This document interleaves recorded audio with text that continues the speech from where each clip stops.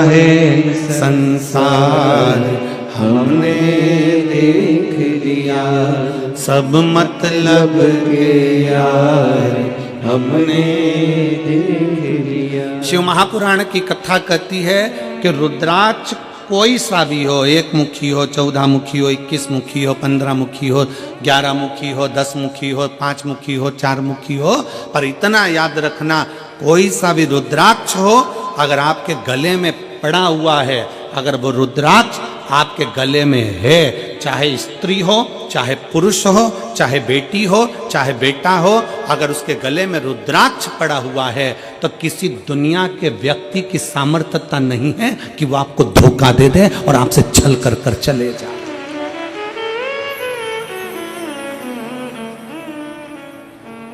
किसी की सामर्थ्यता नहीं है कि वो आपके साथ में छल कर जाकर, रुद्राक्ष है।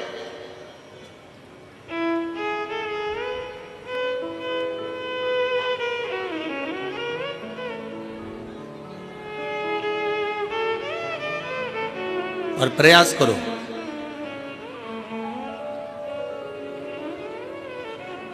जितना समय मिलता है ना उतना समय अपने बच्चों को संस्कार देने में भी लगाया करो। थोड़ा थोड़ा समय, थोड़ा समय। तन, मन और धन,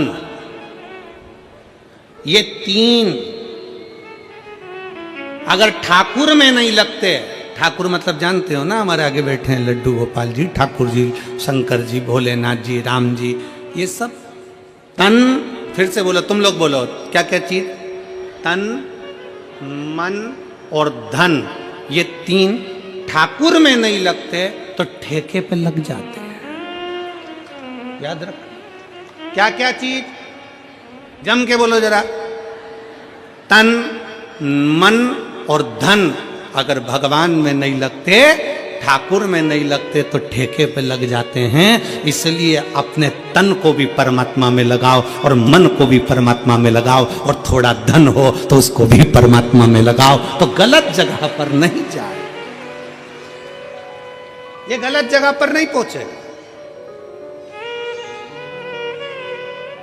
और याद रखना, अगर घर के बच्चे तुम्हारे गलत संगति में जा रहे हैं, कहीं ठेके तक पहुंच रहे हैं, मदिरा की दुकान तक पहुंच रहे हैं, गलत व्यसन तक पहुंच रहे हैं, समझ लेना कि कहीं ना कहीं हमारी चूक हो रही है।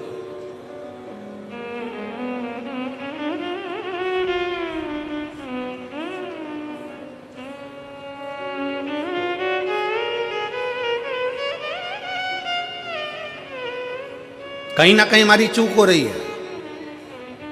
जब माता सती भगवान शंकर से विवाह करती हैं, जब माता सती भगवान शिव से विवाह करती हैं, तो भगवान शंकर से विवाह कर कर माता सती बड़े प्रेम से, आनंद से, उत्साह से, आनंद के साथ रहती हैं।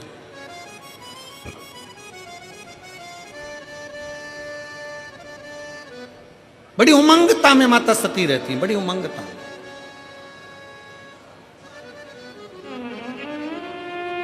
और शिव महापुराण की कथा में देवी भागवत में एक प्रसंग आता है कि देवी भागवत में एक प्रसंग आकर कहा जाता है कि माता सती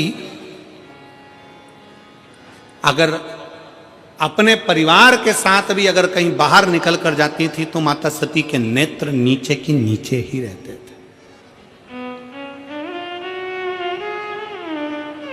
माता सती के नेत्र नीचे रहते थे।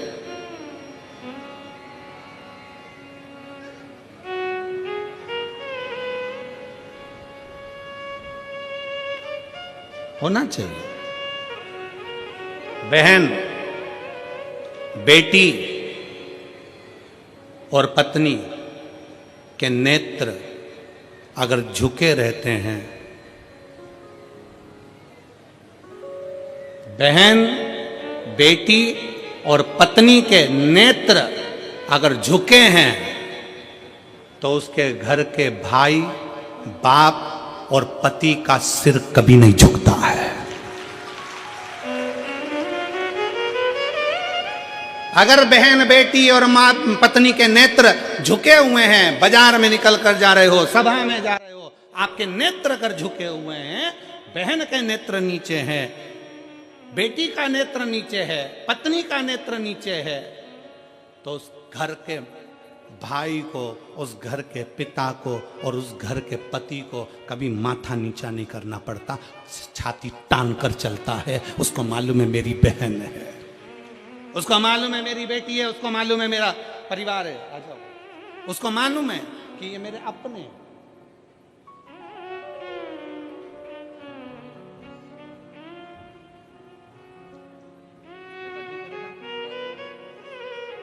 एक उसके लिए भी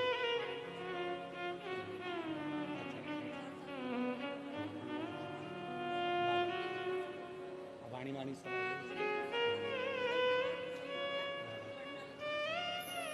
दीदी बोल रही हैं 5 साल तक कुछ नहीं बोला और ना उसका माइंड काम करा ना शरीर, पर बाबा की कृपा से अब बच्चा बोलने भी लगा, स्कूल जाने लगा, ट्यूशन जाने लगा और पढ़ने लगा और बहुत अच्छा हो गया। यही शिव कृपा। हर हर शिव तत्व की प्राप्ति। नेत्र झुके रहे। और फिर निवेदन है इस व्यासपीठ के माध्यम से, आपकी दृष्टि अगर रहे तो श्रेष्ठ रहे। दृष्टि में भेद नहीं होना चाहिए, नयनों में भेद नहीं होना चाहिए। गलत सोच, गलत विचार, गलत दृष्टि हमको गलत मार्ग की ओर लेकर चली जाती है और फिर वही दुख, वही तकलीफें हमारे जीवन में आती है। वही तकलीफ। हुआ क्या था? बिंदु और चंचुला की कथा कलापन ने श्रवण करी और भगवान ईश्वर जी और गौरा जी उनकी कथा के यजमान बने, शंकर पार्वती उनकी कथा के यजमान बने। किसकी गलती थी? बिंदु का ब्राह्मण था, चोरी नहीं करता था। बिंदु का ब्राह्मण था, छल नहीं करता था। बिंदु का ब्राह्मण था, बेईमानी नहीं करता था। केवल चंचुला देवी ऐसी आई और वो चंचुला देवी ने कहा कि तुम्हारे घर में मैं विवाह कर कर आई हूं, क्या है ये? तुम्हारे घर में कुछ भी नहीं, तुम्हारे घर में वैभव नहीं, तुम्हारे घर में धन नहीं। पति को उसने चोरी में लगा दिया। कहीं से भी लाओ, कहीं से भी लाओ, पर लाओ, मुझे चाहिए। पति चोरी नहीं करता था, बिंदु चोरी नहीं करता था। कभी कभी अपने मन में विचार लाइएगा कि बिंदुक जब चोरी करता था, बेकार काम करता था, गलत काम करता था, तो उसके लिए शंकर भगवान जजमान बनने की क्या जरूरत थी? शिव जी को जजमान बनने की क्या जरूरत थी? शंकर जी को कथा सुनने की क्या जरूरत थी? उसकी मुक्ति के लिए शंकर जी ने क्यों प्रयास किया? क्योंकि बिंदुक चोर नहीं था, बिंदुक छली नहीं था, बिंदुक ब्राह्मण होकर भी प्रपंच नहीं करा। पर पत्नी चंचुला ऐसी आई और उस चंचुला ने कह दिया तुम्हारे यहाँ धन नहीं है, तुम्हारे यहाँ वैभव नहीं है, तुम्हारे यहाँ दौलत नहीं है, जाओ कहीं से भी लाओ। बिंदुक ने कहा मैं ब्राह्मण हूं और सुन मेरी आय इतनी नहीं है, मैं इतना नहीं कमा सकता। तो पत्नी ने कह दिया चोरी करो ना। पर दुनिया के लोगों को यह नहीं मालूम, चोरी करने वाला हमेशा चोट्टा की चोट्टा ही रहता है। चोट्टे का कभी प्रमोशन नहीं होता। जिसका धन चले गया, उसकी अगर चेन गई, सामान गया, तो ये तो है कि बाबा उसको कहीं से कम आज नहीं तो कल, महीने 2 महीने में 3 महीने में उसको वापिस बड़ा मंगलसूत्र, वापिस बड़ी चेन भोलेनाथ उसको दिला देगा। पर चोट्टे का प्रमोशन नहीं होगा। चोट्टा चोट्टा ही रहेगा। और तुम खुद देख लो कितने चोट्टे कितना सामान चोरते। और आप लोगों से हम बार बार व्यासपीठ से कहते हैं, बार बार निवेदन करते हैं, जितनी कथा होती है हर कथा में कहते हैं अपनी चेन, कीमती सामान, मंगलसूत्र, अपने मोबाइल, कीमती कीमती सामान, डायमंड, हीरा, सोना, चांदी, सब अपने घर छोड़कर आओ। क्योंकि जो डायमंड से बड़ा डायमंड है मेरा शंकर ओगड़दानी त्रिकालदर्शी कैलाशी, उसकी कथा सुनने के लिए जा रहे। अपना जेवर अपने घर, 2 चीजें अपने घर में रखो कथा में आने से पहले, एक जेवर दूसरा तेवर। तुम कितने बड़े भी कुछ भी हो, अपने घर के हो, यहां तेवर भी मत दिखाओ कथा में आने के बाद। तुम मुझे जानते नहीं हो, फोन लगाता हूं, अब भी आगे बैठने की व्यवस्था करवाता हूं। तो जेवर और तेवर दोनों घर रखिए।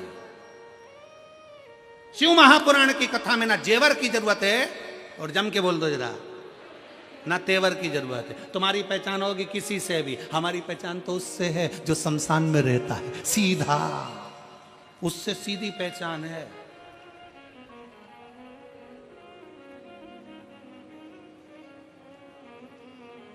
तो दोनों चीजें अपने घर पर रखो, एक जेवर भी और एक तेवर भी। शिव महापुराण में आओ ना तो दोनों चीजें छोड़ कर आओ। कितने भी सेठ हो, कितने भी पैसे वाले, कितने भी करोड़पति, कितने भी अरबपति, कितने भी धनपति, अपनी जगह पर हो गए। शंकर जी के पास जो भी जाता है ना वो एक जैसा। शमशान में कोई तुम्हारे यहाँ मेरठ में भले ऐसा होता होगा कि मरने वाले को डनलफ के गद्दे पे ले जाते होंगे, हमारे यहाँ नहीं ले जाते। हमारे यहाँ तो वही 4 बांस, 40 कंडे, 4 कंधे, उत्ते में राम नाम, सफेद और लाल कपड़ा ओढ़ा दिया, ले गए। कितना भी सेठ हो, कितना भी करोड़पति हो, कितना भी धनपति हो, कितना भी वैभवपति हो, चाहे दुनिया का कंगाल से कंगाल व्यक्ति हो, पर शंकर भगवान के दरवाजे पर शमशान में जब पहुंचेगा उसकी शान सम होगी, इसलिए उसका नाम शमशान है। वहां सबका लेवल बराबर है, कोई बड़ा नहीं, कोई छोटा नहीं, अपने घर कर हो गए।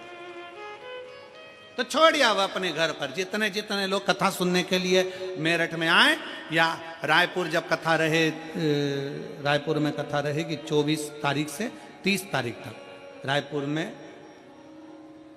पुराना धमतरी रोड, सेज बाहर, रायपुर। कथा का समय रहेगा 2 बजे से 5 बजे तक, रायपुर छत्तीसगढ़ की कथा का। 24 दिसंबर से 30 दिसंबर तक कथा चलेगी, जिसके आयोजक रहेंगे कमल जी देवांगन। तो हम तो उनसे भी कहेंगे जो भी कथा सुनने आए, अपना जेवर अपना तेवर अपने घर छोड़ कर आओ। यहाँ तो बाबा क्यों किया, हम तो बाबा के भरोसे चलते हैं, हम तो बाबा के भरोसे चलते हैं। ये दुनिया वाले जलते हैं, ये दुनिया वाले जलते हैं, भोले बाबा के भरोसे चलते हैं, शंभू बाबा के भरोसे चलते हैं। तो शिव महापुराण की कथा कर रही है, भगवान शंकर का चरित्र कर रहा है। कुछ आभूषण, आभूषण है मेरा शंकर, कोई आभूषण नहीं है, आभूषण मेरा शिव है, मेरा शंकर। ओघड़दानी, त्रिकालदर्शी, कैलाशी, अविनाशी। नेत्र बंद करे माने, रुद्राक्ष प्रकट हुआ। रुद्राक्ष कोई साधारण नहीं, रुद्राक्ष शिव का एक अंश स्वरूप है, अंश स्वरूप।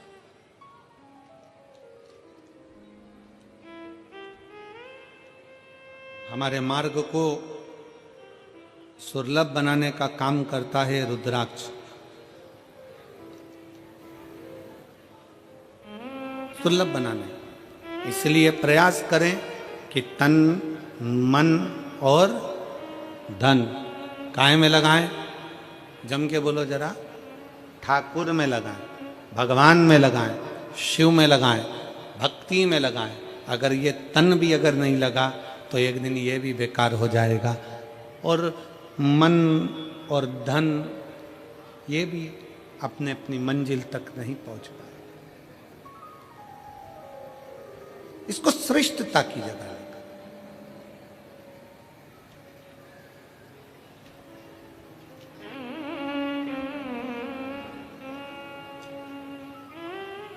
दक्ष प्रजापति ने जब माता सती का विवाह करा था भगवान शंकर के साथ में,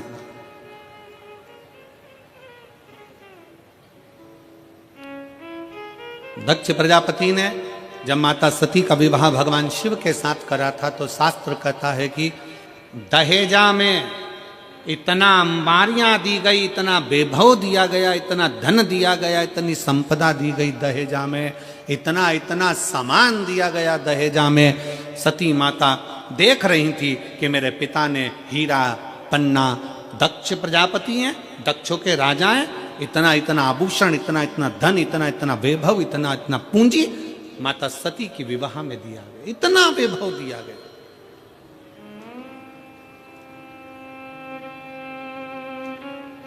और शिव महापुराण की कथा कहती है वो सतयुग था जिसमें सती माता के कन्यादान में इतना सारा आभूषण दिया गया था, इतना सारा धन दिया गया था।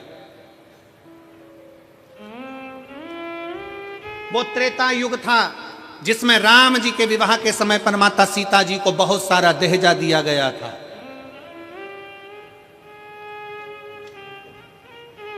वो द्वापर होगा जिसमें भगवान कृष्ण के मंगल विवाह में दहेज दिया गया होगा। परशु महापुराण की कथा कहती है ये कलयुग चल रहा है। इस कलयुग में अगर बेटी को कन्यादान में कुछ देना है तो अच्छी शिक्षा बेटी को देकर भेजिए, उससे बढ़कर कन्यादान कुछ नहीं। बेटी को अच्छी शिक्षा देकर भेजिए, बेटी को अच्छा विद्वान बनाकर भेजिए, उच्च शिक्षा अच्छा अध्ययन कराइए, अच्छे कॉलेज में अच्छे स्कूल में बच्चों को पढ़ाइए, अपनी बेटी को अच्छा पढ़ाकर अच्छी विद्वत्ता देकर भेजिए। क्योंकि बेटी के जीवन में पेट्रोल पंप देखा, गाड़ी देखी, बंगला देखा और मालूम पड़े कि लड़का कहीं गलत विचारों से जुड़ा हुआ मिल गया तो बेटी को रोना नहीं पड़ेगा। अपनी मेहनत खुद करना जानती है, अपना परिश्रम खुद करना जानती है। इसलिए बेटी को कन्यादान में अगर कुछ देना चाहते हो, बेटी को कन्यादान में कुछ प्रदान करना चाहते हो, वो सतयुग था, वो त्रेता था, वो द्वापर था, पर कलयुग का सबसे बड़ा कन्यादान अगर कुछ है तो एक माँ बाप अपनी बेटी को अच्छा पढ़ाएं, अच्छा विद्याध्ययन कराएं, उसको काबिल बनाएं और उस पद तक पहुंचाएं कि तुम्हारी बेटी जिस दिन तुमसे मिलने के लिए आए तो खुश होकर कहे पापा आज मेरा प्रमोशन हो गया, आज मैंने फिर एक कंपनी में आगे बढ़कर नौकरी करी है, पापा आज मुझे सम्मान मिला है, पापा आज मैंने ये किया है। बेटी की प्रतिष्ठा, बेटी का कन्यादान, धन, ये गोदरेज की अलमारी हो, फ्रिज हो, कूलर हो, वॉशिंग मशीन हो, ये लैपटॉप हो, इससे बेटी का कन्यादान नहीं है। बेटी का कन्यादान है उसकी उच्च शिक्षा।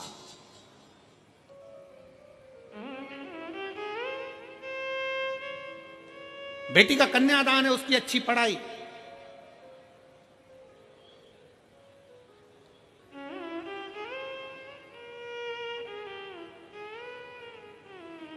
बहुत बड़े बड़े सम्मेलन होते हैं, बहुत बड़े बड़े आयोजन होते हैं जिसमें बहुत सारा सम्मेलन में भी दहेज दिया जाता है। वहाँ इतने लोगों का ब्याह, अलमारी दी, ये दी, वो दी, ये दिया, वो दिया।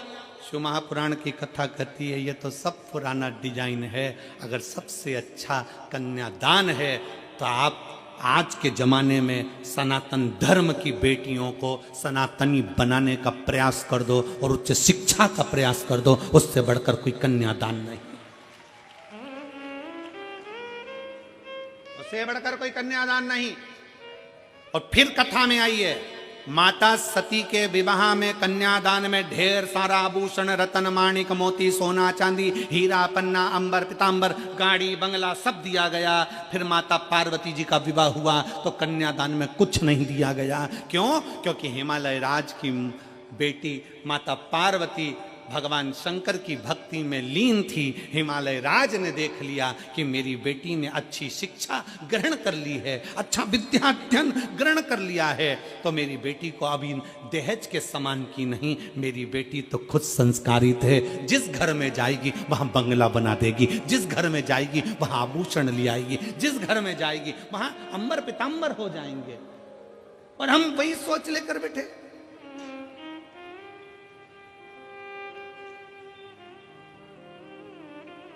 लड़का जन्म लेता है और घर के लोग जब ब्याह करने का समय आता है तो लड़के के माँ बाप भी सोचने में पड़ जाते हैं, लड़की के बाप के पास में इतना सामान है, ऐसा लगता है देगा, वो तो देगा, वो तो देगा, वो तो देगा, वो तो देगा, वो तो देगा, वो तो देगा, अंगूठी तो देगा, चेन तो देगा, घड़ी तो देगा। अरे तुम्हें सोचना चाहिए कि लड़की के बाप के पास में कितना भी सामान हो, पर मेरा लड़का इतना बोल्ड है वो कमाकर अपनी पत्नी को देगा और हमें भी देगा। ये बोल्डता होना चाहिए।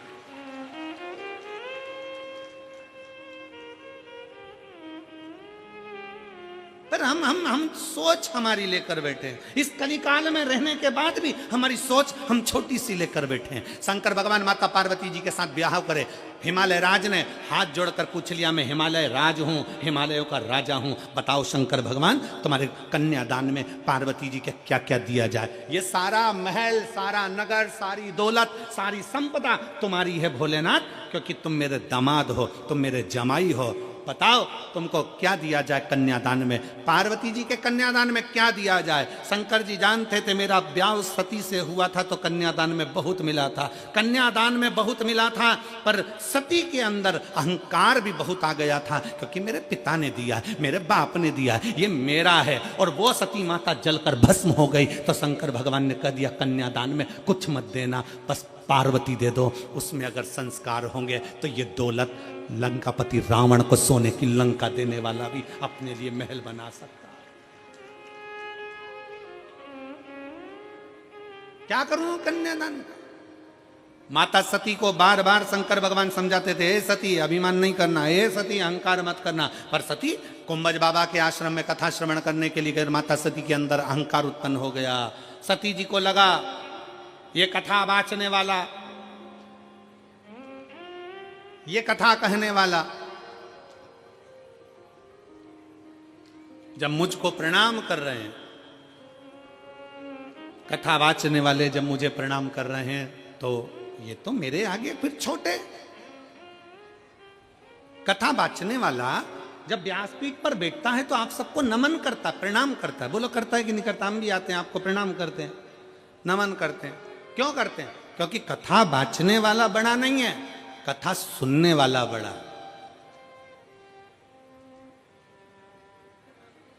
कथा वाचने वाला कभी बड़ा नहीं हो सकता, कथा सुनने वाला बड़ा।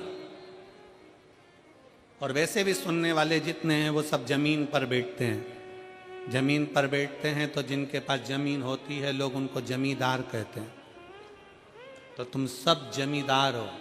कथा वाचने वाला तो चार पाए की चौकी पर बैठा है, जमीन पर बैठे तो जमींदार, चौकी पर बैठे तो चौकीदार।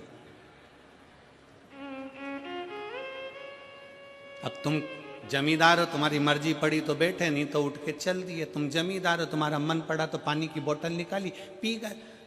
जमींदार हो तुम, तो जमीन पे बैठे हो बड़े आनंद से। जमींदार हो, तुम्हारा मन पड़ा तो चाय कूड़ ली, निपटा लिया। जमींदार हो तुम, तो जेब में से निकाल के मल भी लेते हो। जमींदार हो, थोड़ी देर में भजन आएगा तो फटकी भी लगा लोगे। और जैसे ही महाराज जी बोलेंगे हारा, तुम तो जमींदार।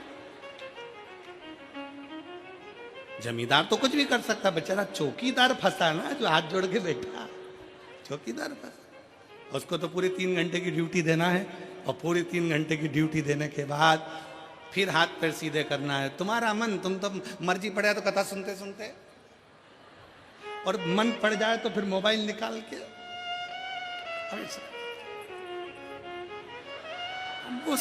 सेल्फी समाओ लेना चाहते।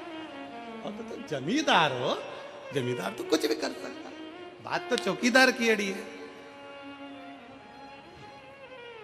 बात चौकीदार की। और आज के जमाने में चौकीदार की बड़ी टेंशन है। पूरा भारत हिला पड़ा चौकीदार के चक्कर में, बड़ी टेंशन चौकीदार।